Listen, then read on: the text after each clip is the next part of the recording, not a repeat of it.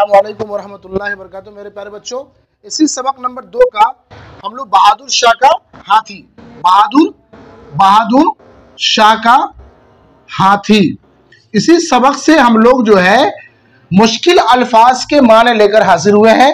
मुश्किल अल्फाज के माने लेकर हाजिर हुए आपके पास। यहां पर आप देखेंगे मैंने अल्फाज लिखा और यहां पर माने। पहला लफ्ज यहां पर लिखा है मुश्किल अल्फाज को अम्मारी, जिसके माने हाथी की पीठ पर एक कुर्सी बांधी जाती है जिस पर आदमी बैठ जाता है, उसको हम लोग क्या कहते हैं? अम्मारी बोलते हैं। उसे क्या बोलते हैं हम लोग? अम्मारी बोलते हैं। दूसरा है माँ, माँ के माने साथ, माँ, मीम आइन जबर माँ, माँ के माने साथ। उसके बाद तीसरा लफ्ज है मेरे प्यारे बच्चों, अपने नोट्स बुक के अंदर आप लोग लिखते चले, जो आपको एग्जामिनेशन में, आपको इम्तिहान में बहुत काम आने वाला है। याद रहे, आपको बहुत काम आएगा ये मुश्किल अल्फाज, जिसके माने आपको इम्तिहान में आ सकते हैं। तीसरा लफ्ज है रातिब, रातिब के माने जानवर का खाना। तीसरा लफ्ज क्या है? रातिब, जिसके माने क्या है? जानवर का खाना। चौथा लफ्ज मेरे प्यारे बच्चों है फेल, जिसके माने है हाथी। फेल के माने हाथी। जागीर, बादशाह की तरफ से अता की गई जमीन। क्या है? फेल, बादशाह की तरफ से अता की गई जमीन, जागीर के माने। उसके बाद छठा लफ्ज हमने लिखा है गाफिल, यानी जिसके माने है बेखबर। गाफिल के माने बेखबर। उसके बाद है सुरंगों, यानी सर झुकाए हुए। सर, मैंने पहले बताया था आपको कहानी के अंदर बहादुर शाह जफर, कहानी के अंदर बहादुर शाह का हाथी, इस कहानी के अंदर मैंने बताया था सुरंगों का मतलब सर झुकाए हुए, है ना, सर झुकाए हुए। उसके बाद मेरे प्यारे बच्चों, इसी सबक के दरमियान हम लोग सवाल और जवाब लेकर भी हाजिर हुए हैं। पहला सवाल है कि बहादुर शाह ने लाहौरी दरवाजा क्यों तोड़वाया? सवाल अपने नोट्स बुक के अंदर आप लोग बिल्कुल मेरे प्यारे बच्चों, मेरे अजीज तालिब इल्मों, आप लोग लिखते चले, जो आपको बहुत काम आने वाला। आप बहुत आसानी से सवाल और जवाब लिख सकते हैं। तो बहादुर शाह ने लाहौरी दरवाजा क्यों तोड़वाया? तो मैंने यहां जवाब पर लिखा है कि मौला बख्श इस कदर ऊंचा हाथी था। मैंने इसके जवाब में क्या लिखा है कि मौला बख्श इस कदर ऊंचा हाथी था कि वह लाहौरी दरवाजे से निकल नहीं सकता था, वो लाहौरी दरवाजे से निकल नहीं सकता था। इसलिए यह दरवाजा बहादुर शाह जफर ने तोड़वाकर ऊंचा करवा दिया कि हाथी निकल जाए। अपने नोट्स बुक के अंदर लिखते चले, अपनी कॉपी के अंदर, मौला बख्श इस कदर ऊंचा हाथी था कि वो लाहौरी दरवाजे से निकल नहीं सकता था। इसलिए ये दरवाजा बहादुर शाह जफर ने तोड़वाकर ऊंचा करवा दिया कि हाथी निकल जाए। उसके बाद मेरे प्यारे बच्चों, सबक नंबर 2, यानी सवाल नंबर 2, जिसका उन्वान क्या है? मौला बख्श के पास बच्चे क्यों आते थे? सवाल क्या है? मौला बख्श के पास बच्चे क्यों आते थे? तो मैंने इसका जवाब में लिखा है कि बच्चे मौला बख्श के पास गन्ने की लालच, गन्ने खाने के लिए आते थे, गन्ने के लिए आते थे। उस पर सवार होते, किस पर? मौला बख्श पर, हाथी पर मौला बख्श पर सवार होते। बच्चे मौला बख्श के पास गन्ने खाने के लिए आते, उस पर सवार होते। मौला बख्श उन्हें रातिब की रोटी से हर नवाले पर से एक टुकड़ा देता। बच्चों को देखकर हाथी खुश होता था, बच्चों को देखकर हाथी खुश होता था। फिर देखें एक बार कि बच्चे मौला बख्श के पास गन्ने खाने के लिए आते थे, मौला बख्श, है ना, इस पर सवार होते। मौला बख्श उन्हें रातिब की रोटी से हर नवाले पर एक टुकड़ा देता। बच्चों को देखकर हाथी खुश होता था। उसके बाद मेरे प्यारे बच्चों, तीसरा सवाल है हाथी की रोटी कितनी इंच कैसी होती है? हाथी की रोटी कैसी होती है? तो मैंने इसका जवाब में लिखा हाथी की रोटी 2-3 इंच मोटी होती थी। हाथी की रोटी 2-3 इंच मोटी होती है ना, हाथी की रोटी 2-3 इंच मोटी होती थी, और होती है भी लिख सकते हैं यहां पर हम लोग। उसके बाद सवाल नंबर 4 है कि मौला बख्श ने खाना क्यों बंद कर दिया था? मौला बख्श ने अपना खाना क्यों बंद कर दिया? उसके जवाब में हमने लिखा है कि फेलबान बादशाह से कहा था कि मौला बख्श, फेलबान जो हाथी की देखभाल, फेलबान बादशाह से कहा था कि मौला बख्श तमाम गन्ने और रातिब की रोटियां बांट देता है। क्या कहा? फेलबान बादशाह से कहा था कि मौला बख्श तमाम गन्ने और रातिब की रोटियां बांट देता है। यह हुक्म दिया जाए, इस पर पहरे पर जो पहरेदार है, हुक्म दिया जाए कि कोई लड़का, यह हुक्म दिया जाए कि कोई लड़का उसके पास ना आए। चुनांचे कोई बच्चा हाथी के पास नहीं गया। तो बच्चों को न देखकर मौला बख्श ने खाना बंद कर दिया। एक बार फिर देखें इस जवाब को। फेलबान बादशाह से कहा था कि मौला बख्श तमाम गन्ने और रातिब की रोटियां बांट देता है। यह हुक्म दिया जाए कि कोई लड़का उसके पास न आए। चुनांचे कोई बच्चा हाथी के पास नहीं गया। तो बच्चों को न देखकर मौला बख्श ने खाना बंद कर दिया। अब हम लोग सवाल नंबर 5 देखेंगे मेरे प्यारे बच्चों। किस सवाल नंबर 5? बिल्कुल हम लोग अपने नोट्स बुक जारी रखें और आप हजरात लिखते चले मेरे अजीज तालिबे इल्मों। जस्ट मैं आपको सवाल नंबर 5 बता रहा हूं और आप लिखें।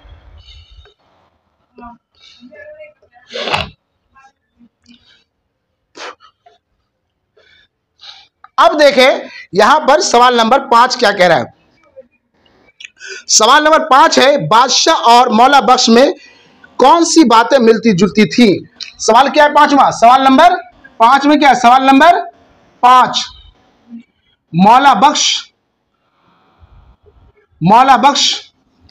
मौला बख्श सॉरी बादशाह, सवाल क्या है? बादशाह और मौला बख्श में, बादशाह और मौला बख्श में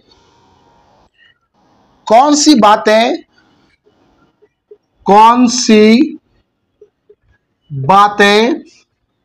मिलती जुलती थी? सवाल क्या है? बादशाह और मौला बख्श में कौन सी बातें मिलती जुलती थी? तो यहां पर हम लोग जवाब में लिखेंगे मेरे प्यारे बच्चों। जवाब में क्या लिखेंगे हम लोग? कि बहादुर शाह बादशाह होने के, बहादुर शाह बादशाह होने के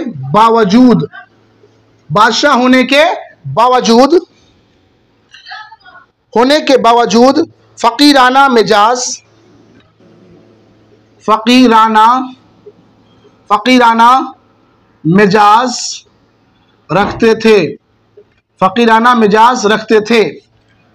मिजाज रखते थे। मौला बख्श भी ऐसा ही था। मौला बख्श भी ऐसा ही था। क्या जवाब में लिखा हमने? बहादुर शाह बादशाह होने के बावजूद फकीराना मिजाज रखते थे। मौला बख्श भी ऐसा ही था। बादशाह का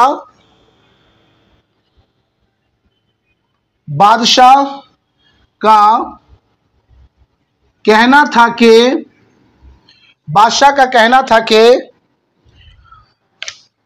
खुदा ने हमको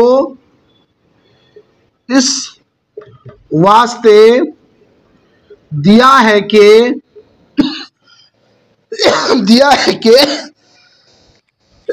बांट कर खाएं। क्या करके खाएं? बांट कर खाएं। चुनांचे मौला बख्श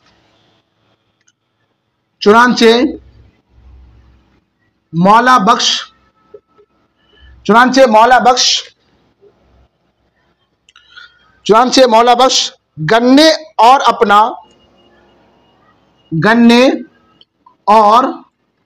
अपना रातिब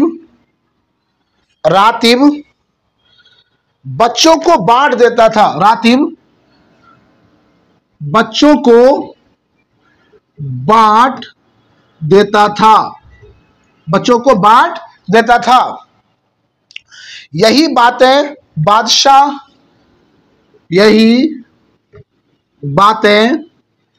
बादशाह और मौला बख्श में मिलती जुलती थी, है ना। फिर देखें एक बार मेरे प्यारे बच्चों कि बादशाह और मौला बख्श में कौन सी बातें मिलती जुलती थी। तो इसके जवाब में हम लोगों ने लिखा है कि बहादुर शाह बादशाह होने के बावजूद फकीराना मिजाज रखते थे। मौला बख्श भी ऐसा ही था। बादशाह का कहना था कि खुदा ने हमको इस वास्ते दिया है कि बांट कर खाए, लेकिन आज लोग बांटता नहीं है। चुनांचे मौला बख्श गन्ने और अपना रातिब बच्चों को बांट देता था।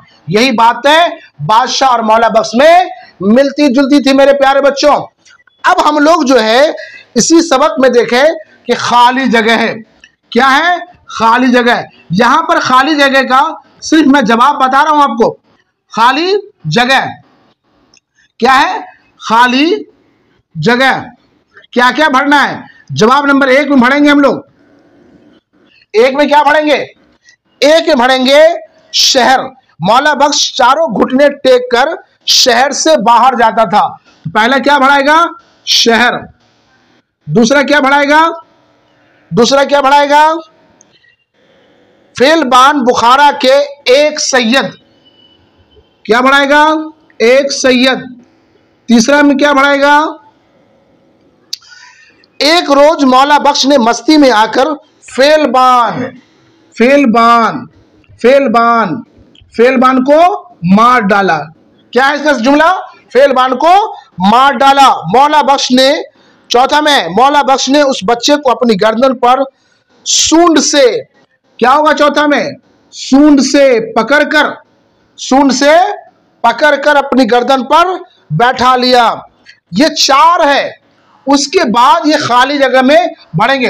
पहले जुमले में क्या भरेंगे? शहर। इसका जुमला क्या है कि मौला बख्श चारों घुटने टेक कर शहर से बाहर निकलता था। उसके बाद लिखेंगे फेलबान बुखारा के एक सैयद थे। उसके बाद तीसरे में है एक रोज मौला बख्श ने मस्ती में आकर फेलबान को मार डाला। क्या किया? फेलबान को मार डाला। उसके चौथा है कि मौला बख्श ने उस बच्चे को अपनी गर्दन पर सूंड से पकड़कर, किससे? सूंड से पकड़कर बैठा लिया। उसके बाद है कि मुहावरों के जुमले बनाए। उसके बाद क्या है? मुहावरों के जुमले बनाए, है ना। जुमले बनाए। क्या है? जुमले बनाए। अब हम लोग पहला मुहावरा लिखेंगे। यहां पर क्या लिखेंगे? मुहावरा। पहला मुहावरा है आंख से ओझल होना। आंख से ओझल होना। अब इसका माने भी अगर हम लोग लिखना चाहिए, लेकिन यहां पर सिर्फ जुमला बनाने के लिए कहा गया। सिर्फ क्या कहा गया है? जुमला बनाने के लिए। तो यहां पर हम जुमला इस तरह बनाएंगे कि मेट्रो ट्रेन इतनी तेजी से दौड़ती है। क्या लिखेंगे? इतनी तेजी से दौड़ती है कि देखते ही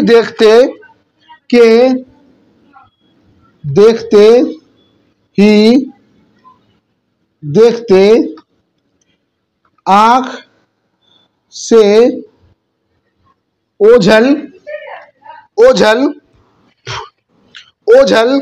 हो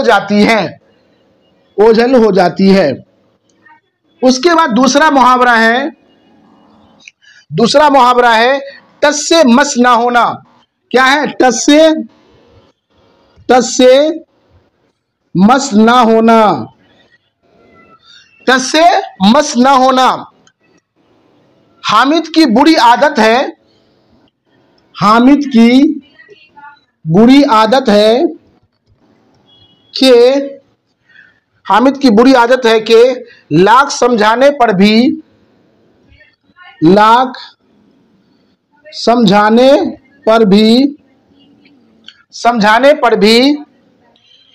टस से मस नहीं होता, टस से मस नहीं होता। उसके बाद मेरे प्यारे बच्चों तीसरा मुहावरा है। क्या है तीसरा मुहावरा? नजर बचाना। तीसरा क्या है? नजर बचाना। क्या है? नजर बचाना। इसका जुमला हम लोग क्या लिखेंगे? बाज लड़के किसी भी उस्ताद को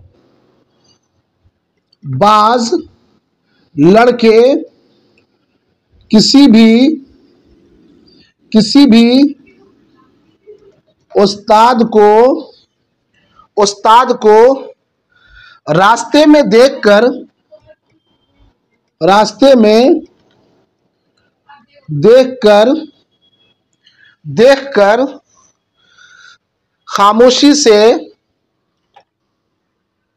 देखकर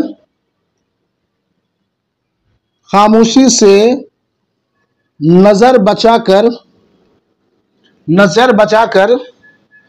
चले जाते हैं, है ना? क्या करते हैं? अब यहां पर मुहावरा है कि मेट्रो ट्रेन, फिर एक बार देख ले कि मेट्रो ट्रेन मुहावरा क्या है? आंख से ओझल होना।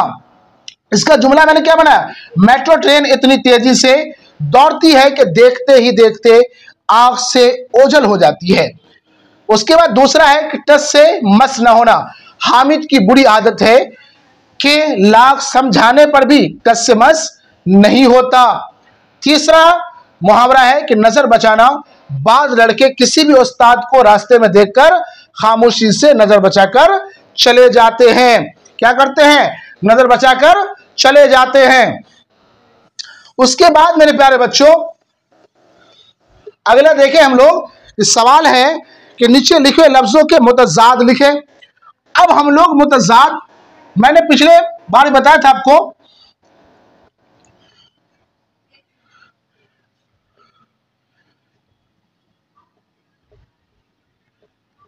है ना? अल्फाज एक तरफ हम लोग लिखा है और मुतजाद दूसरी तरफ। अब यहां पर एक चीज और समझना है आपको, आप बिल्कुल समझे इस चीज को। पहला, जब अभी आप भी कभी भी एग्जामिनेशन के अंदर जो एग्जाम क्वेश्चन सेट करते हैं, जो सवाल बनाते हैं, तो वो कई अल्फाज इस्तेमाल करते हैं इसमें मुतजाद के अंदर।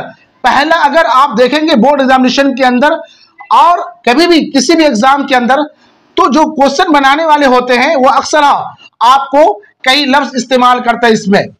अब देखेंगे कि यहां पर कभी कभी एग्जाम नहीं लिखते हैं कि जिद, कभी कभी लिखेंगे एतजाद, कभी कभी लिखेंगे एतजाद, कभी लिखेंगे एजाद, कभी लिखेंगे एतजाद, एतजाद। क्या लिखेंगे? ये चार लफ्ज है जिसके एक ही माने हैं। क्या क्या है? पहला जिद, एतजाद, एजाद और एतजाद। जिस चारों लफ्जों के मेरे प्यारे बच्चों एक ही माने हैं और जिसका मतलब क्या है? उल्टा। क्या है? उल्टा। इसका अपोजिट लिखना है, इसका उल्टा लिखना है ना? इसका उल्टा लिखना है हमको। तो यहां पर जो लफ्ज दिए गए हैं, पहला लफ्ज है बुलंद। पहला अल्फाज क्या है? बुलंद। क्या होगा बुलंद का? बुलंद का उल्टा क्या होगा मेरे प्यारे बच्चों? पस्त। पस्त। क्या होगा? पस्त। उसके बाद दूसरा लफ्ज है गाफिल। क्या है? गाफिल। क्या है? गाफिल। गाफिल का उल्टा क्या होगा? गाफिल का उल्टा क्या होगा? होशियार। क्या होगा मेरे प्यारे बच्चों? होशियार। क्या होगा? होशियार। तीसरा लफ्ज क्या है? सुबह। तीसरा लफ्ज क्या है? सुबह। सुबह का उल्टा क्या होगा? रात, है ना? सुबह का हम शाम भी लिख सकते हैं, सुबह का हम शाम भी लिख सकते हैं, लेकिन सुबह का रात ही होगा। उसके बाद चौथा लफ्ज यहां पर है बेकाबू। क्या है? बेकाबू, जिसका उल्टा क्या लिखेंगे? काबू में। क्या लिखेंगे? काबू में। और दूसरा भी लिख सकते हैं हम लोग, दूसरा क्या लिखेंगे?